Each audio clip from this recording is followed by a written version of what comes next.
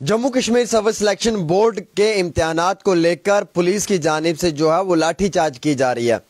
जम्मू कश्मीर के तालिब इल्मों के पास समय बहुत कम है और इस कम समय में क्या वो प्रिपेयर करें या वो प्रोटेस्ट करें, ये चीज़ क्लियर करनी पड़ेगी। क्योंकि ऐसे हालात में हमें लगता है कि बच्चों को प्रिपेयर करना है ना कि प्रोटेस्ट करना है, लेकिन गवर्नमेंट जो है वो ऐसे हालात के बीच में शायद इस चीज़ पे तवज्जो नहीं दे रही है कि ये जो बच्चों पे लाठी चार्ज हो रहा है और जो एपटेक जैसी ब्लैक लिस्टेड कंपनीज को हायर किया जा रहा है, ये चीज़ नाकाबिले कबूल है। National student union of India के नेशनल प्रेसिडेंट जनाब नीरज कुंदन जी हैं, ये कल भी उन बच्चों के साथ मुलाकात करके आए हैं।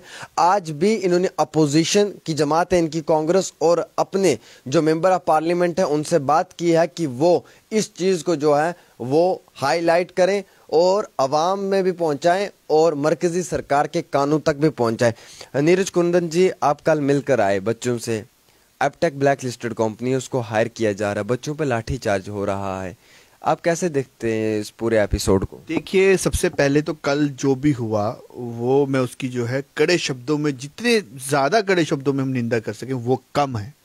वो इसलिए कि सबसे पहले तो कल होली का त्यौहार था। पूरे देश भर में जो है भारतवासी जो है वो होली जो है वो बरसाकर जो है होली का त्यौहार मना रहे थे। और कल जो है महिला दिवस भी था, वुमेंस डे भी था कल जो है। और कल हमारी स्टेट में, जो वैसे तो स्टेट तो ये रही नहीं है, एक तो देखिए बताना पड़ता है, यूनियन टेरिटरी में जो है हमारे स्टूडेंट्स के ऊपर जो है रंगों के बजाय जो है लाठियां बरसाई गई। कल वुमेंस डे था।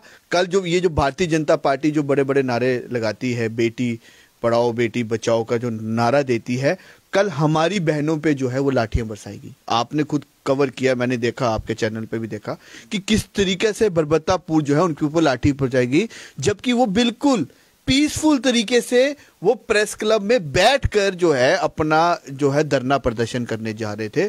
परंतु इस अराजकता की सरकार में जो है प्रदर्शन करना भी जो है वो अब जो है वो गुनाह सा हो चुका है। उसके बाद उन पर लाठियां बरसाई जाती हैं और उनको जो है डिटेन किया जाता है। और किस लिए डिटेन किया जाता है? उनकी मांग क्या है? उनकी एक बड़ी जायज़ सी मांग है कि एपटेक एक एजेंसी है जो एग्जाम कंडक्ट करवाती है, जो यूपी सरकार द्वारा जो है ब्लैक लिस्टेड है। और यूपी में किनकी सरकार है? भाजपा की ही सरकार है। और जिसका ट्रैक रिकॉर्ड ये है कि जिसने JNK में जो जूनियर असिस्टेंट का जो एग्जाम हुआ जेई का, वो पेपर लीक हुआ, उसमें एपटेक एजेंसी जो है वो इन्वॉल्व थी। फाइनेंस वालों का पेपर लीक हुआ, उसमें एपटेक जो है एजेंसी जो इन्वॉल्व थी।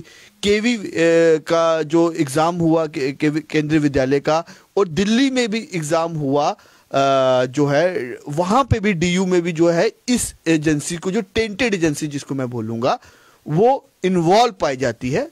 तो स्टूडेंट्स का और छात्रों का सिर्फ इतनी सी मांग है। वो कोई उनमें से कोई, मैं सभी छात्रों से मिला कल, मैं उनके बीच में भी गया, कोई एग्ज़ाम से नहीं डर रहा, कोई ये नहीं कह रहा कि हम एग्ज़ाम नहीं देना चाहते।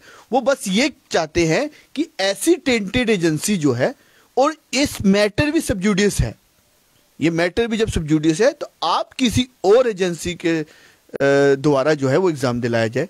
बट कहीं ना कहीं ये दर्शाता है, आज जो भारतीय जनता पार्टी के लोग जो हैं वो खामोश हैं। मैं आपके माध्यम से चाहता हूं कि ये आवाज़ उन तक पहुंचे, भारतीय जनता पार्टी के जितने भी नेता हैं उन तक ये आवाज़ पूछे कि वो खामोश क्यों हैं। मुझे लगता है वो खामोश इसलिए हैं कि वो इस चोरी के रास्ते से, मुझे लगता है कि अपने लोगों को अंदर घुसाना चाहते हैं, अपने बच्चों को अंदर घुसाना चाहते हैं, अपने, मुझे लगता है कि जो उनके सो कॉल्ड नारे लगाने वाले लोग हैं उनको अंदर घुसाना चाहते हैं नौकरियों में, क्योंकि तभी तो वो इस टेंटेड एजेंसीज के खिलाफ आवाज़ नहीं उठा रहे। तो इस टेंटेड एजेंसी के खिलाफ उनकी जो चुप्पी है, वो ये दर्शाती है। मैं ये सवाल करूंगा आपसे और मैं ये समझने की कोशिश भी करूंगा आपसे कि आपको लगता है कि जहाँ एक तरफ बच्चों का ट्रस्ट टूटा हुआ है, उन्हें यकीन नहीं है, एतबार नहीं है, भरोसा नहीं है, वहीं दूसरी तरफ एक आप ऐसी कंपनी को ला रहे हैं जो पहले से ही बदनाम कंपनी है, पूरे देश में उस कंपनी को निकाला जा रहा है और जम्मू कश्मीर में उसकी एंट्री हो रही है। बिल्कुल, ये तो मतलब कि सामने सामने दर्शा रहा है कि ये अराजकता सातवें आसमान पर, अभी समझ लीजिए डिक्टेटरशिप है कि कुछ भी कर लीजिए आप, मतलब कुछ भी कर लीजिए, हम अपनी ही जो है वो करेंगे। सही बात है। सबसे बड़ी बात है ट्रस्ट डेफिशिएंट जो है वो है कि स्टूडेंट्स को जब ट्रस्ट ही नहीं है कि वो जो परीक्षा करने जा रहा है, वो जो पेपर लिखेगा, उस पे उनको विश्वास ही नहीं है, उनकी प्रक्रिया पे जो है उनको विश्वास भी नहीं है। और ऐसा नहीं है कि कोई वो अंधविश्वास में ये बात कह रहे, ये सब कुछ जो है वो प्रूव्ड है, वो प्रूव्ड है। इस स्टेट में भी उस एजेंसी जो है वो लिप्त पाई गई, मतलब पेपर लीक हुआ, बाहर की स्टेट्स में भी हुआ, ब्लैक लिस्टेड जो बाकी स्टेटों में है, तो ये यहां पे क्यों लाया जा रहा है? तो मैं सामने सामने बोलता हूं कि इसमें जो यहां पे हमारे एलजी हैं उनको इंटरवीन करना चाहिए था, अभी तक एडमिनिस्ट्रेशन को इंटरवीन करना चाहिए। और ऐसी टेंटेड जो एजेंसीज हैं वो क्या खाली JNK नया जम्मू कश्मीर यही है क्या? नया जम्मू कश्मीर में भारतीय जनता पार्टी से पूछना चाहता हूँ, नया जम्मू कश्मीर की परिभाषा ये है कि जो कंपनी पूरे देश में कहीं पे ब्लैक लिस्ट हो जाएगी उसको जगह जो है इस नए जम्मू कश्मीर में मिलेगी? ये नया जम्मू कश्मीर की आप जो है बात करते हैं? क्या आप ये समझते हैं कि ये जो भी हो रहा है इस चीज़ के लिए रिस्पॉन्सिबल बीजेपी की लीडरशिप है? बिल्कुल, और कौन है?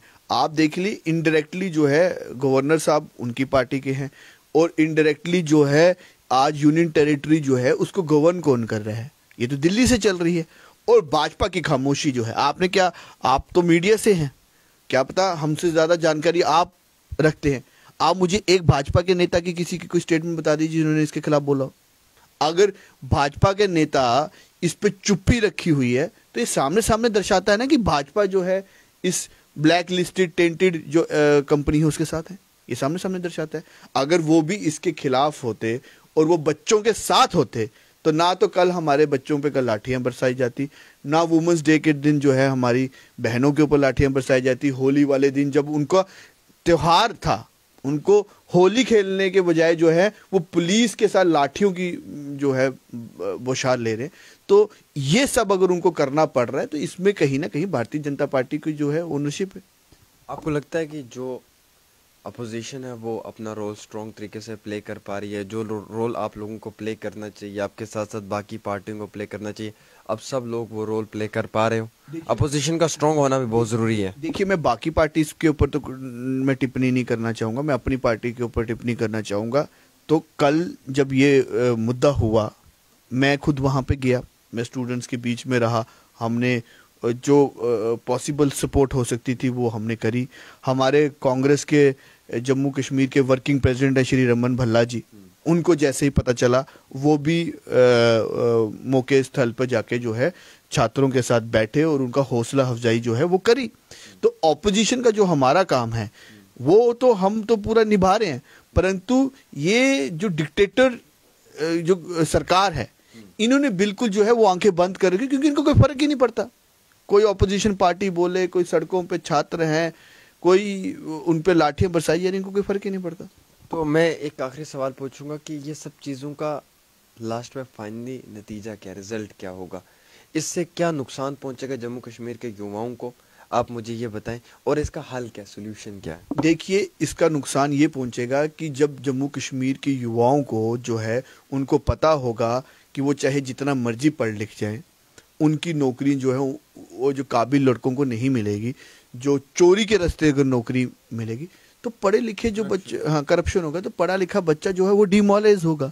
जब वो डिमोरलाइज होगा तो वो पढ़ाई छोड़कर भगवान जाने नेगेटिव एनर्जी अपनी कहाँ लगाएगा, वो तो मैं और आप नहीं बता सकते, लेकिन 100% वो नेगेटिव एनर्जी लगेगी। और जब वो नेगेटिव एनर्जी लगेगी तो उस नेगेटिव एनर्जी का जो नुकसान है वो किसी भी स्टेट को होता है और देश को होता है। तो ये इसका नुकसान है।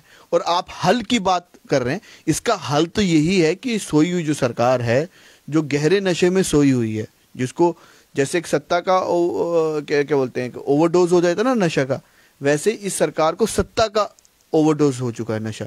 तो ये जो है जब तक ये ओवरडोज नशे से उठेंगे नहीं तब तक तो इसका कोई हल ही नहीं है।